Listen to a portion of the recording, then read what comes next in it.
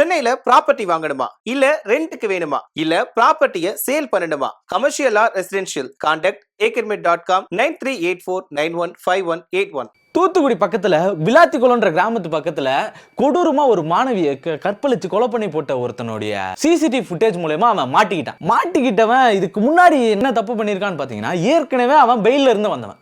யார் அவன் என்னன்னு பார்த்துடலாமா?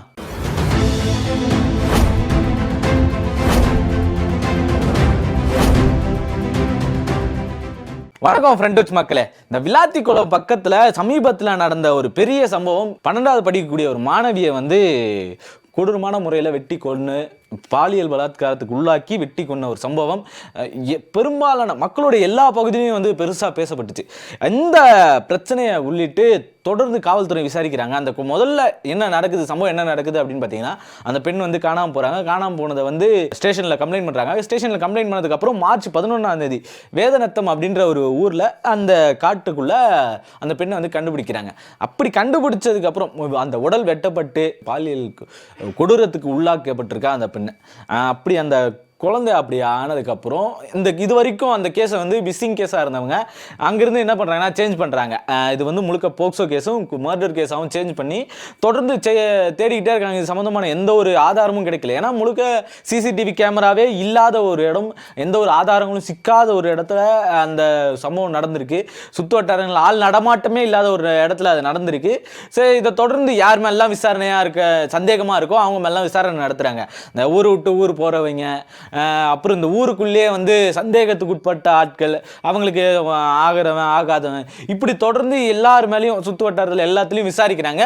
எங்கே விசாரித்தோம் எந்தவித ஒரு ஆதாரமும் கிடைக்கல, எந்த விதமான ஒரு பிடிமானமும் கிடைக்கல. இப்படி கிடைக்காத இந்த ஒரு சூழலில் இப்படி இருந்த ஒரு சூழலில் அடுத்த கட்டமாக என்ன பண்ணுறாங்க அப்படின்னா, ஃபோன் கால்ஸ் செக் பண்ணுறாங்க. சிசிடிவி கிட்டத்தட்ட 92 சிசிடிவி, 92லேருந்து 94 சிசிடிவி கேமரா அந்த ஏரியாவை சுற்றினது யாராச்சும் சந்தேகப்படும்படியாக இருக்காங்களா அப்படின்னு சொல்லி தேடி பார்த்துருக்காங்க. அந்த சிசிடிவி தேடி இருக்காங்க. அது மட்டும் இல்லாமல் 2542 ஃபோன் கால்ஸ் ட்ரேஸ் பண்ணியிருக்காங்க. மொபைல் சிக்னல்ஸ், மொபைல்ஸ் எல்லாம் ட்ரேஸ் பண்ணி அதில் எல்லாத்தையும் ஒரு 2500 மொபைல்ஸை செக் பண்ணி அப்படியும் பார்த்துருக்காங்க. பெருசாக எந்த அளவுலையும் கிடைக்கல. இப்படியே இருந்திருக்காங்க. இதுக்கு தனி காவல் படையை அமைச்சிருக்காங்க. 3 நாள் அந்த இடத்துல கேம்ப் போட்டு தேடி இருக்காங்க. கிட்டத்தட்ட ஒரு 4 டிஎஸ்பி தலைமையில் 6 ஆய்வாளர்கள், 12 துணை ஆய்வாளர்கள், 150 காவல்துறையினர், இவங்க எல்லாரையும் சேர்த்து ஒரு பிரம்மாண்ட கூட்டத்தையே வச்சு ஒரு பெரும் திரள அதிகார பவர்களை வச்சு இவ்வளோ இன்வெஸ்டிகேஷன்லாம் பண்ணி செல்ஃபோன்ஸை செக் பண்ணுறது இப்படி எல்லாத்தையும் செக் பண்ணி பார்த்தா அதில் எதுலேயுமே கிடைக்கல. அதுக்கப்புறம் பார்த்தீங்கன்னா ஒரு பைக் மிஸ் ஆன ஒரு கேஸ் வருது. அந்த பைக் மிஸ் ஆன இடத்துல திரும்ப கிடைக்குது. இப்போ இந்த சிசிடிவிலாம் செக் பண்ணும்போது அதே பைக் மாதிரியே இருக்குது, நம்பர் மட்டும் சேஞ்ச் ஆயிருக்கு அப்படின்றத கண்டுபிடிச்சிருக்காங்க. அதுவும் எந்த இடத்துல அப்படின்னா, அந்த காற்றாலை மின்சாரங்கள் வச்சிருப்பாங்க இல்லையா, மின்சாரம் தயாரிக்கிறது காற்றாலை மூலமா, அதுல இருந்து அவர் கிராஷ் ஆகிற அந்த ஃபுட்டேஜை எடுத்து அந்த ஃபுட்டேஜ் எடுத்து பார்க்கும்போது பைக் வித்தியாசமா இருக்கு அப்படின்னு சொல்லி தேடி கண்டுபிடிச்சு எடுத்திருக்காங்க. அவருக்கு பிடிச்சதுக்கு அப்புறம் விசாரிச்சதுல தான் தெரியுது. பிடிச்சி விசாரிக்கும் போது அவர் யாரு அப்படின்றது பார்த்தா, இதுக்கு முன்னாடியே ஒரு பயங்கரமான ஒரு சம்பவத்துல அவரை கைது பண்ணியிருக்காங்க. தண்டனை கொடுத்ததுக்கு அப்புறம் உயர்நீதிமன்றத்தில் தலைவன் அடுத்த இது இல்லை, இந்த தீர்ப்பு எனக்கு ஆனது இல்லை அப்படின்னு சொல்லி மேல்முறையீட்டுக்கு போறாரு. மேல்முறையீட்டுக்கு போனதுக்கு அப்புறம் அங்கிருந்து அவரை விலக்கி விடுறாங்க. அந்த ஒரு ஜாமீன் கொடுக்குறாங்க. ஜாமீன் கொடுத்ததுக்கு அப்புறம் டிசம்பர்ல ஜாமீன் கொடுக்குறாங்க. ஜாமீன் கொடுத்ததுக்கு அப்புறம் தலைவன் அப்படியே ஃப்ரீயா சுத்திட்டு இருக்காரு. தூத்துக்குடி கோர்ட்ல போய் டெய்லி கையெழுத்து போடணும் அப்படின்ற ஒரு நிபந்தனையோட தான் அவருக்கு இந்த ஜாமீன் கொடுக்குது. இப்படி ஜாமீன் கொடுத்ததுக்கு அப்புறமும் ஏற்கனவே ஒரு கொலை குற்றம், ஒரு பயங்கரமான சம்பவம், அந்த பயங்கரமான சம்பவத்திலேருந்து இவருக்கு ஜாமீன் கிடைச்சிருக்கு. இப்போ இவர் வெளியே உஷாராக இருந்திருக்கணுமா இல்லையா? இப்போ இதுக்கு முன்னாடி என்ன சம்பவத்து மூலமா அவர் ஜெயிலுக்கு போனார் அப்படின்னு பார்த்தீங்கன்னா, 60 வயசு மூதாட்டி ஒருத்தவங்களை பாலியல் வன்புணர்வுக்கு உள்ளாக்கிட்டு அப்படி ஒரு சம்பவத்தை பண்ணி ஜெயிலுக்கு போன ஒரு ஆள். அப்படிப்பட்ட ஒருத்தனுக்கு ஜாமீன் கொடுக்கலாமா? கொஞ்சமாச்சு அந்த அடிப்படை அறிவு அப்படின்னு ஒன்று இருந்துச்சுன்னா இது நடக்குமா? ஒரு மனசாட்சியே இல்லாத ஒரு சூழல் தான் நம்ம இந்த இடத்துல பார்த்துக்கிட்டு இருக்கோம்.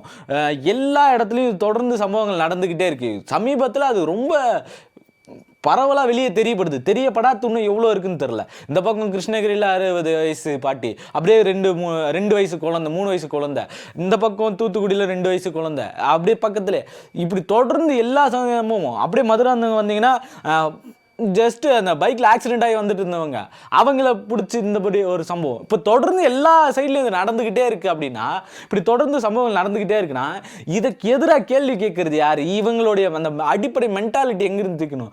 இவன் அந்த 60 வயசு ஆய மேலே கை வைக்கும் போதே சரியான தண்டனை இவனுக்கு கொடுத்துருந்தாங்க அப்படின்னா உடனே தூக்கில் ஏற்றிருந்தாலும் உடனே கை காலை வெட்டி போட்டு நம்ம 1000 சொல்லலாம், இவனை வந்து திங்கிறதும் கழுவுறதுக்கும் அவனை அலைய விட்டுருந்தோம் அப்படின்னா அடுத்து இவன் அந்த மாதிரியான சம்பவங்களில் ஈடுபட்டிருப்பானா? இப்போ இந்த குழந்தைக்கு இந்த பாதிப்பு வந்து நடந்திருக்குமா அப்படின்னு நம்ம ரொம்ப யோசித்து பார்க்க வேண்டிய ஒரு விஷயமா இருக்குது. அவ்வளோ பெரிய கொடூரம். இதுக்கு முன்னாடியே அவன் இறக்கமே இல்லாமல் 60 வயசு அவங்க வாழ்க்கையே முடிஞ்சு போச்சு. இதுக்கு மேலே சாதாரண வாழ்க்கையாக வாழ்ந்துக்கிட்டு இருக்க வேண்டியவங்க அவங்க வாழ்க்கையே முடிஞ்சதுக்கப்புறமா அப்பயும் அவ்வளோ காம கொடூரத்தோடு இருக்கக்கூடிய ஒருத்தன் அவனுடைய குறியை அறுத்து விட்டுருந்தா இது சரியாக இருந்திருக்கும். அப்படி எதுவும் செய்யாமல் அவனுக்கு மேலும் ஜாமீனை கொடுத்து அந்த ஜாமீனில் வெளியே வந்து தலைவர் அடுத்து வேலையை பார்த்துருக்காரு. இப்போ இவ்வளோ கொடூரமான ஒரு சம்பவத்தில் ஈடுபட்ட இவனை ஜாமீனில் விட்டவங்களுக்கு வந்து முதல்ல தண்டனை கொடுக்கணுமா, இல்லை இவனுக்கு திரும்பவும் தண்டனை கொடுக்கணுமா? நம்ம அதை தான் யோசிக்கணும். இங்கே எல்லா தண்டனையும் வந்து சரியாக இருக்குது, தமிழ்நாடே வந்து பாதுகாப்பாக இருக்குது, பெண்களுக்கு பாதுகாப்பான ஒன்று அப்படின்னு சொல்லக்கூடிய இடத்துல எங்கேயோ ஒரு மூலையில் எவனோ தப்பு பண்ணுறான், அதுக்கெல்லாம் எப்படி எல்லா இடத்துலையும் பொறுப்பெடுக்க முடியும்? அதுக்கான நடவடிக்கைகள் எடுக்கப்படுது. 150 காவல்துறை, 12 துணை ஆய்வாளர்கள், 6 ஆய்வாளர்கள், 4 வந்து டிஎஸ்பி, இத்தனை பேர் கொண்ட குழு இதுக்கு அமைக்கப்பட்டிருக்கு. தவறு நடக்கிறதுக்கு முன்னாடியே தடுக்கிறதுக்கு என்ன குழு இருக்குது?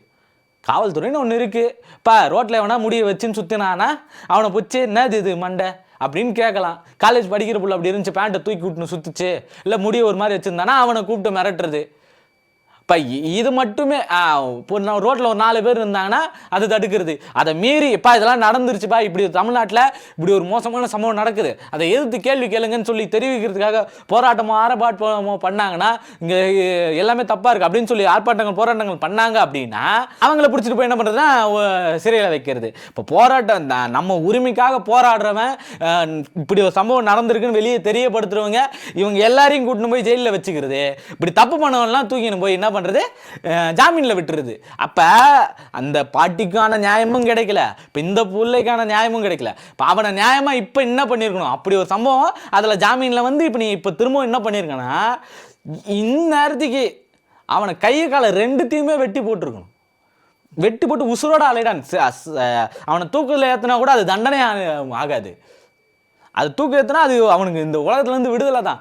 இதே சமூகத்தில் அவனை வந்து முழுக்க தனித்து விடப்பட்டு 2 கை 2 கால்கள் 2த்தையுமே விட்டு அவனை எல்லாத்துக்கும் அலைய விடணும், கஷ்டப்படணும். அப்படிப்பட்டானா அது அவனுக்கான சரியான தண்டனையாக இருக்கும்.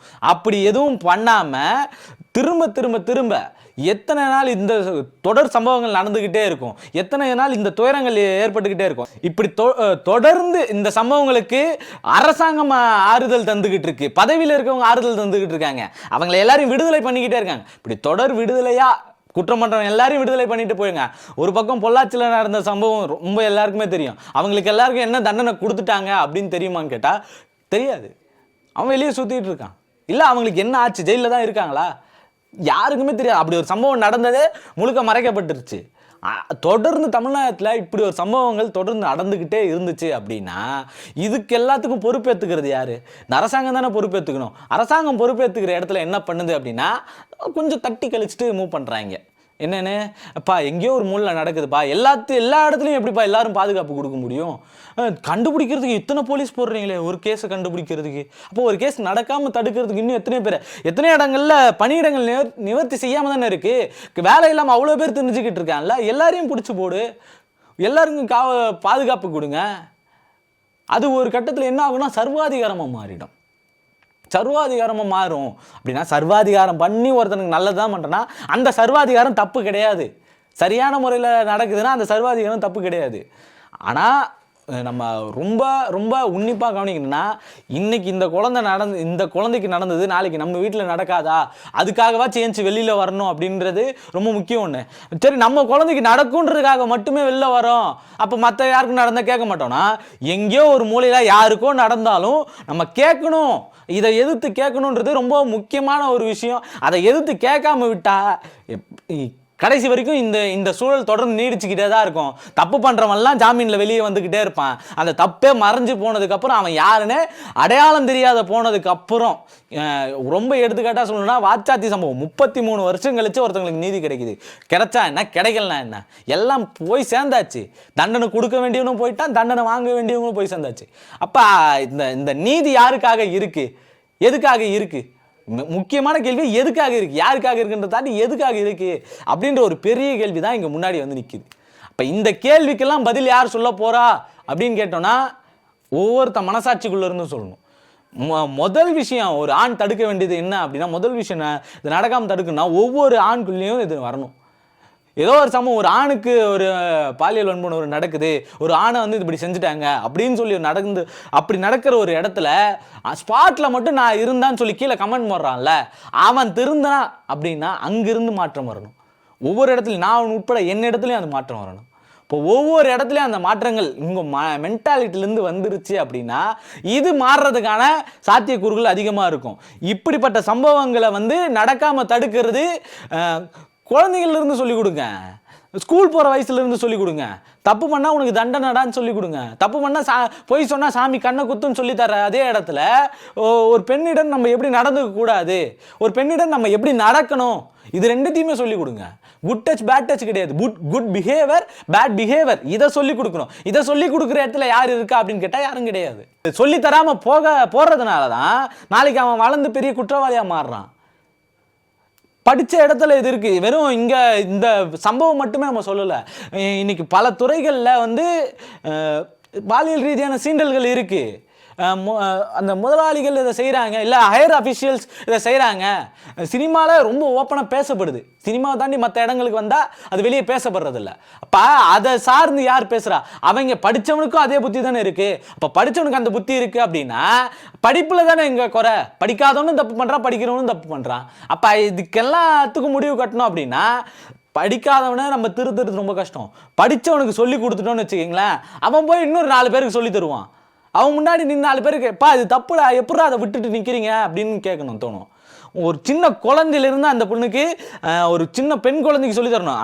அந்த யாராச்சும் போய் அன்பா எடுத்து குழந்தைக்கு முத்தம் கொடுக்குறாங்க, இல்லை அந்த குழந்தைய சேர்த்து அணைச்சிக்கிறாங்க அப்படின்னா அந்த குழந்தை தயங்குது அப்படின்னா அதை முதல்ல அங்கேயே அலோவ் பண்ணணும்.